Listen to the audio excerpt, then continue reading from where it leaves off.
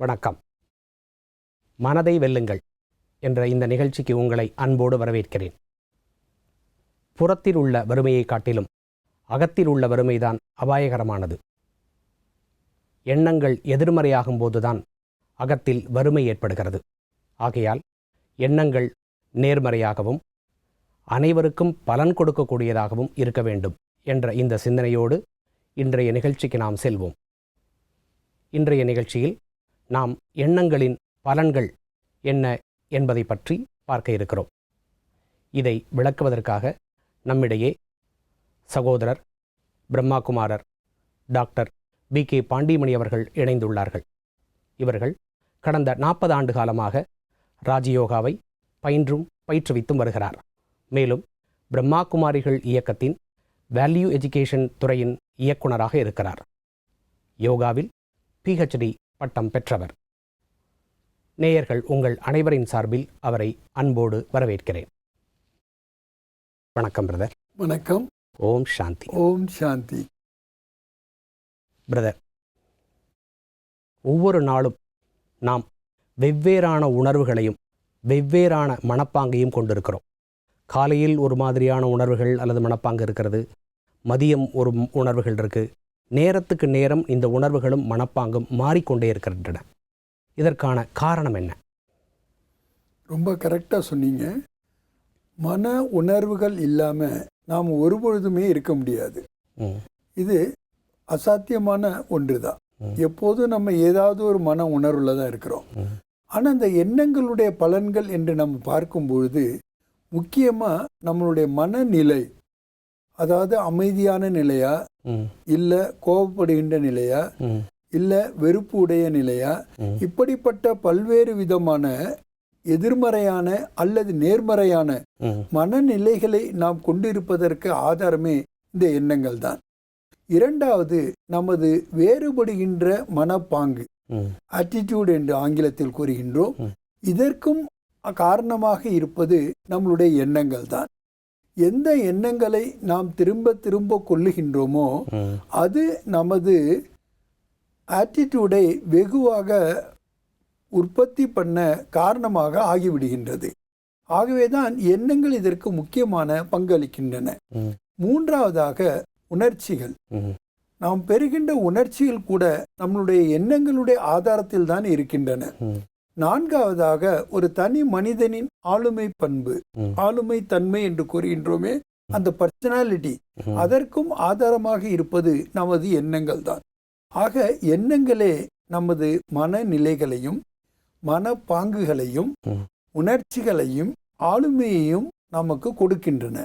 ஆகவே இத்தனை முக்கியத்துவம் வாய்ந்த அந்த எண்ணங்களை பற்றி நாம் தெரிந்து கொள்ள வேண்டியது மிக மிக அவசியமாகும். இவை 4மே எண்ணங்களின் பிரதிபலன்களாக இருக்கிறது என்று சொல்ல வருகிறீர்கள். நிச்சயமாக. அதுலேயும் பார்த்தீங்கன்னா, இரண்டாவது நம்மளுடைய மனப்பாங்கு, ஆட்டிடியூட் என்று கூறுகின்றோமே, அதற்கு ஒரு உதாரணம் நான் கூற விரும்புகின்றேன். ஒரு வழிப்போக்கன் காட்டு பக்கத்திலே சென்று கொண்டிருக்கின்றான். அப்பொழுது ஒருவன் ஒரு பாறையை உடைத்து கொண்டிருக்கின்றான். அவனிடம் கேட்கின்றான், நீ என்ன செய்து கொண்டிருக்கின்றாய் என்று. அந்த கேள்வியை கேட்டவுடன் அவனுக்கு கோபம் வந்து விடுகின்றது. நான் என்ன செய்கின்றேன் என்பது உனக்கு தெரியவில்லையா? என் தலை எழுத்து, நான் இந்த வேகாத வெயிலிலே கற்களை உடைத்து கொண்டிருக்கின்றேன். நீ உன் வேலையை பார்த்து கொண்டு செல் என்று கூறுகின்றான்.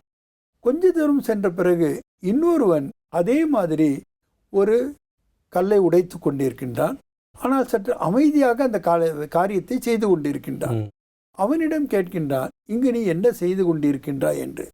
அதற்கு அவன் பதில் கூறுகின்றான், நான் என்னுடைய குடும்பத்தை கவனிப்பதற்காக ஒரு நாள் சம்பளத்தில் இந்த வேலையை பாய்த்து கொண்டிருக்கின்றேன். பல நாட்கள் எனக்கு வேலை கிடைக்காமல் கூட போகலாம், ஆனால் இன்று வேலை கிடைத்திருக்கின்றது என்ற ஒரு நிம்மதியில் நான் இந்த வேலையை செய்து கொண்டிருக்கின்றேன் என்று கூறுகின்றான். இன்னும் கொஞ்சம் தூரம் சென்ற பிறகு ஒருவன் மிக மகிழ்ச்சியாக ஆடிக்கொண்டே இந்த கற்களை உடைத்து கொண்டிருக்கின்றான். அவனிடம் கேட்கின்றான், இப்போது நீ இங்கு என்ன செய்து கொண்டிருக்கின்றாய்? அதற்கு அவன் பதில் கூறினான், இந்த காட்டிலே ஒரு கோயிலை கட்ட இருக்கின்றார்கள். அந்த கோயிலை கட்டுவதற்கான பணியிலே எனக்கு ஒரு வாய்ப்பு கிடைத்திருக்கின்றது. அந்த சிலையை நான் செதுக்கி கொண்டிருக்கின்றேன். இன்று கல் சிலையாக இருப்பது நாளைக்கு ஒரு தெய்வமாக ஆகப் போகின்றது. அந்த வாய்ப்பை கொடுத்த இறைவனுக்கு நன்றி கூறிக்கொண்டே நான் மகிழ்ச்சியாக இருக்கின்றேன் என்று கூறினான். ஆக மூவரும் செய்தது ஒரே வேலைதான், மூவருக்கும் கூலியும் ஒன்றேதான். ஆனாலும் மூவருடைய உணர்வுகளில், அதாவது அவர்களுடைய மனநிலைகளில் எவ்வளவு வித்தியாசம் பாருங்கள். கண்டிப்பா.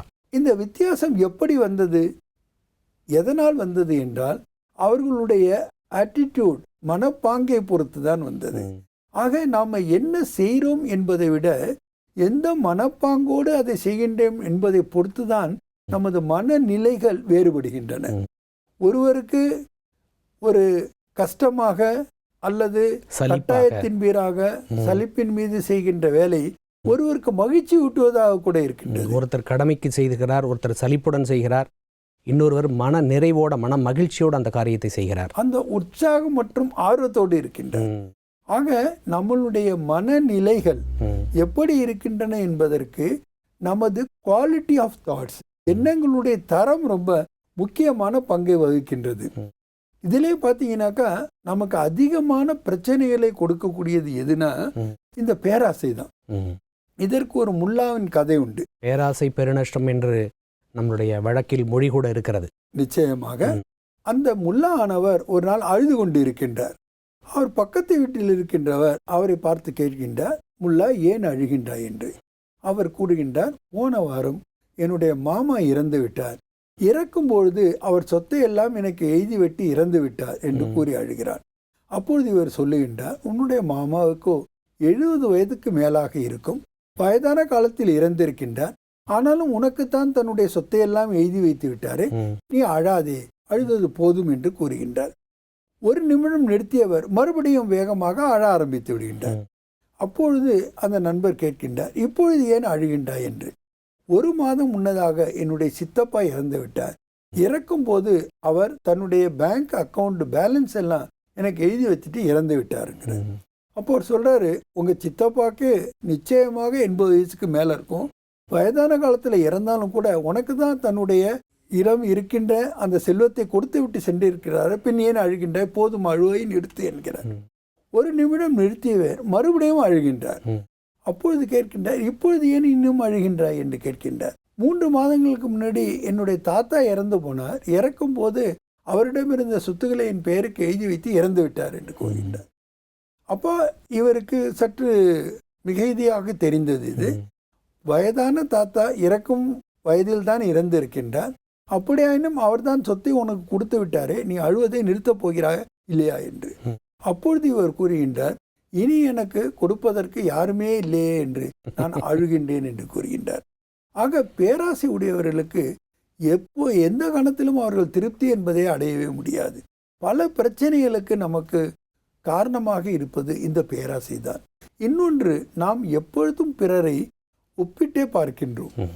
உதாரணமாக, நம்மிடம் என்ன இருக்கின்றது என்பதை விட பிறரிடம் என்ன இருக்கின்றது என்பதில் தான் நாம் அதிகம் கவனம் செலுத்துகின்றோம். உதாரணமாக, அடுத்த வீட்டிலே என்ன ஃப்ரிட்ஜ் இருக்கின்றது, அது எவ்வளவுக்கு வாங்கினார்கள், எப்படி வாங்கினார்கள் என்றால் உடனே பதில் கூறிவிடுகின்றார்கள்.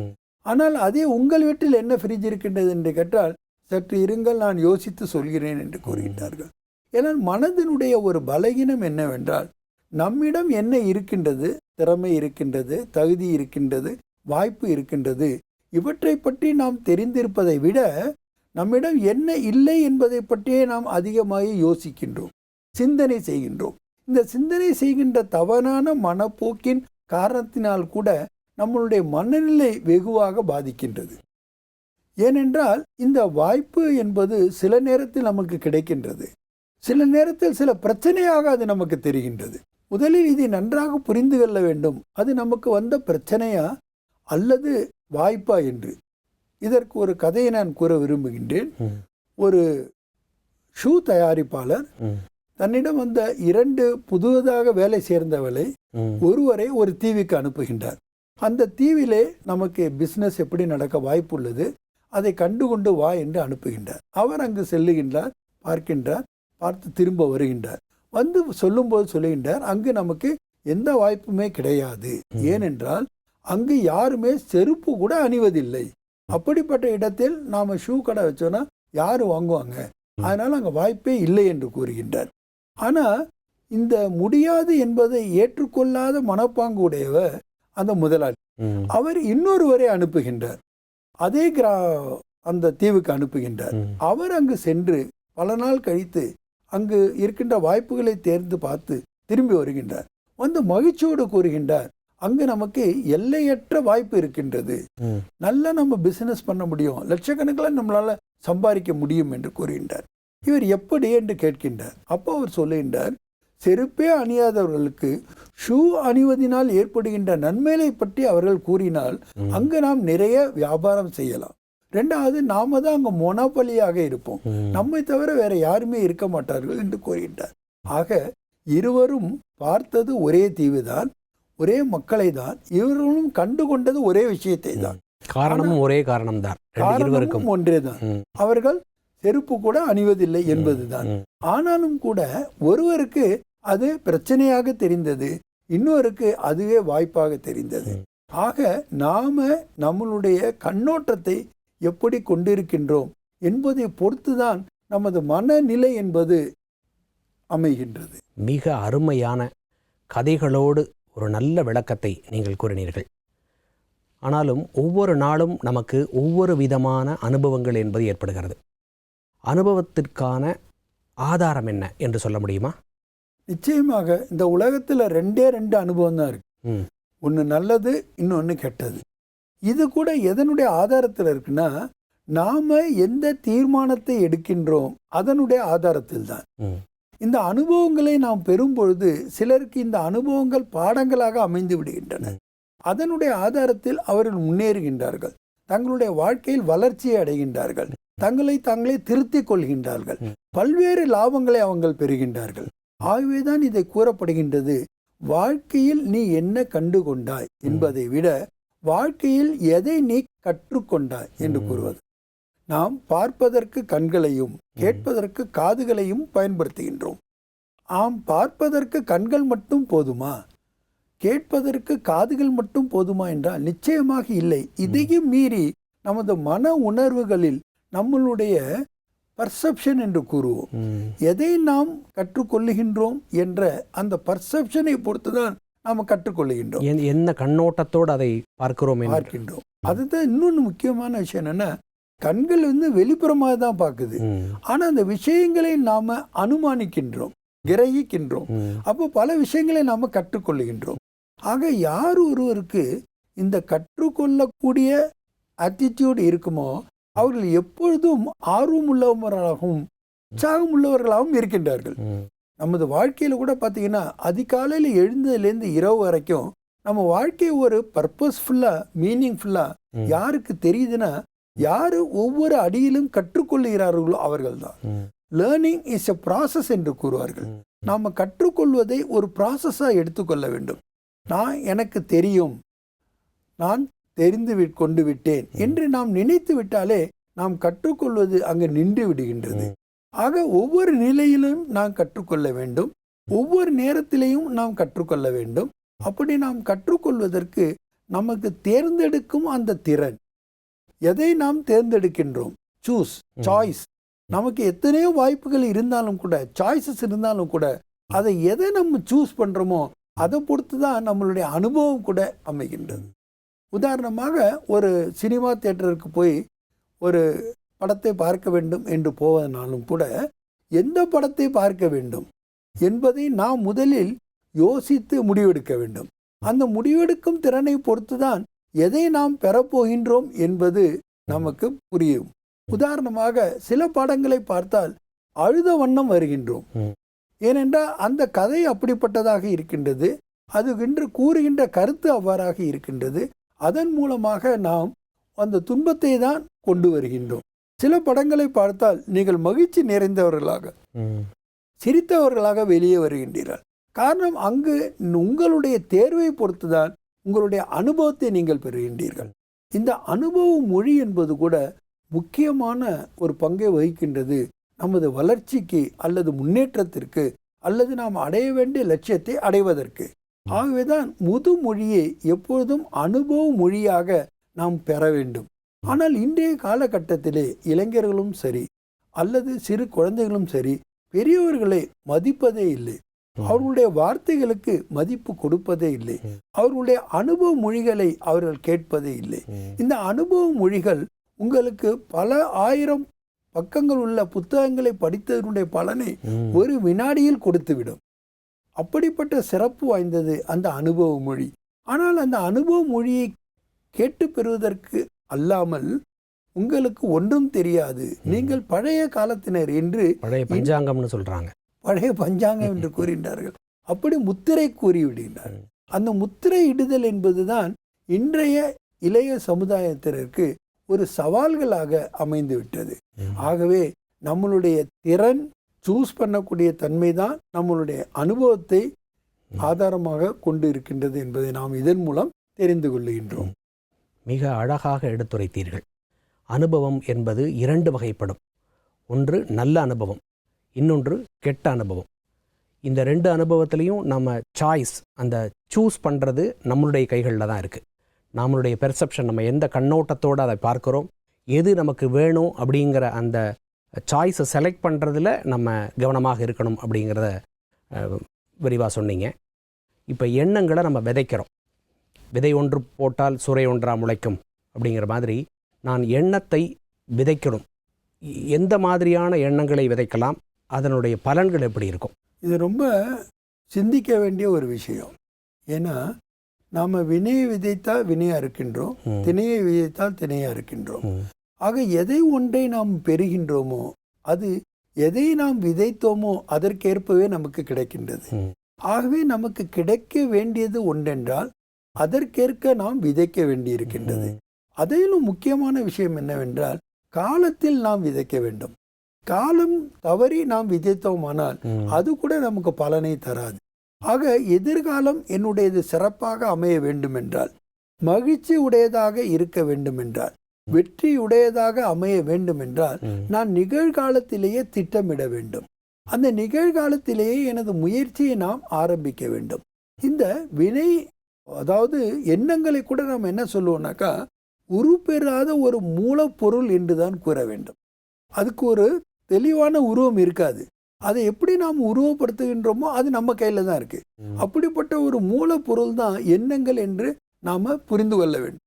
அப்போ நம்ம அதை என்ன பண்ணணும்னா சமயத்திற்கு ஏற்ப எப்படி விதைக்க வேண்டுமோ அப்படி எங்கே விதைக்கணுமோ அங்கே விதைக்கும் போது தான் அது நமக்கு முற்றிலுமான பலன்களை கொடுக்கின்றன. ஆக நம்ம வாழ்க்கையில் எதை வேண்டுமானாலும் அடைய முடியும் நம்மளால. ஏன்னா மனிதனுக்கு அவ்வளோ சக்திகள் இருக்கின்றன, அவனால் சாதிக்க முடிஞ்சது எல்லாமே இருக்கின்றது. ஆனாலும் அவனுக்கு இது தெரிய வேண்டும், எப்படிப்பட்ட எண்ணங்களை நான் என் மனதில் விதைக்க வேண்டும். ஆக அதன் மூலமாக விதைக்கப்பட்ட எண்ணங்களை மறுபடியும் நாம் பரிபாலனை செய்ய வேண்டும். அப்பொழுதுதான் அது நமக்கு முழுமையான பலன்களை கொடுக்கும். விதைச்சிட்டு அப்படியே விட்டுற முடியாது. நான் எண்ணங்களுக்கு மீண்டும் எப்படி ஒரு விதையை போட்டதுக்கப்புறம் மீண்டும் மீண்டும் அதை தண்ணீர் ஊற்றி அதை பாதுகாக்கிறோமோ அதே மாதிரி ஒரு நல்ல எண்ணங்களை விதைத்தால் மட்டும் போதாது, அந்த எண்ணங்களை திரும்ப திரும்ப அதை செயல் வடிவாக்கம் கொண்டு வருவதற்கான ஒரு திட்டமிடுதலோடு அதை செய்ய வேண்டும் என்கிறீர்கள். கண்டிப்பாக. ஏன்னா எண்ணத்துக்கும் செயலுக்கும் இடையில ஒரு டைம் இருக்கு. அந்த டைம்ல தான் தடைகள் வருகின்றன.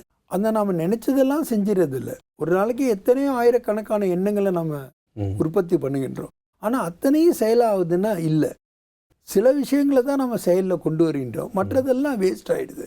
ஆக நம்மளுடைய எண்ணங்களுக்கும் செயலுக்கும் இடைப்பட்டு அந்த நேரத்தில் அதை எப்படி நம்ம பாதுகாக்கின்றோம், எப்படி அதற்கு நாம் சத்து உணவு ஊட்டுகின்றோம் என்பதை பொறுத்து தான் நம்மளுடைய செயலிலே நாம் வெற்றியை காண முடிகின்றது. பிரதர், இன்னொரு கேள்வி என் மனதில் எழுகிறது. நம்பிக்கைகள் மற்றும் மனப்பாங்குகள் எவ்வாறு உருவாகிறது கூற முடியுமா? நிச்சயமாக. இதுக்கு நான் ஒரு கதையை கூட சொல்லலாம்னு நினைக்கிறேன். நம்ம கிண்டர் கார்டனில் படிச்சிருப்போம் சின்ன வயசில், ரஃபன்சன் கதைன்ட்டு.